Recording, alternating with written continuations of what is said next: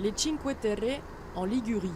Chaque année, de plus en plus de touristes viennent voir ces 5 villages italiens cachés entre terre et mer.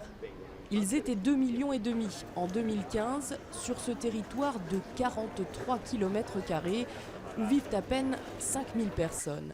Cette famille chinoise a décidé de faire le voyage depuis le Yunnan après avoir vu des photos sur Internet. J'ai vu que tous les tours opérateurs vont désormais aux Cinque Terre. Donc nous aussi, nous avons décidé de venir voir ce bel endroit. Un succès croissant qui pourrait mettre en danger le délicat équilibre de ce territoire, inscrit au patrimoine mondial de l'UNESCO depuis 1997. Selon le parc national des Cinque Terre, qui a pour mission d'organiser le tourisme et de protéger ses sentiers étroits et escarpés, unique voie piétonne entre les villages, en 2015, le nombre de visiteurs a augmenté de 30% par rapport à l'année précédente.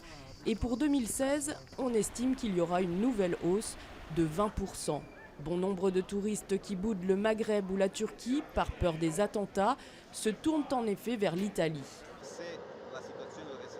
Si la situation devenait ingérable, si on ne pouvait plus gérer l'arrivée de tous ces touristes, à ce moment-là, nous serions obligés de prendre des mesures pour limiter l'afflux touristique. Même si on n'en est pas encore là, les premières mesures ont été prises. L'accès au sentier principal a été rendu payant et un ticket combiné train et visite a vu le jour. Certains touristes, habitués des lieux depuis 30 ans, se demandent s'ils pourront continuer à venir et si la zone ne risque pas de devenir accessible seulement aux plus fortunés. Je ne sais pas quelle est la solution parce que limiter les choses par l'argent est aussi, ça pose question. Parce que ça voudrait dire que ceux qui peuvent se le permettre viennent, ceux qui ne peuvent pas se le permettre ne peuvent pas. Je ne sais pas quelles sont les solutions. En attendant, l'augmentation du nombre de touristes se confirme partout en Italie, avec 50,7 millions de visiteurs étrangers en 2015, presque 2 millions de plus que l'année précédente.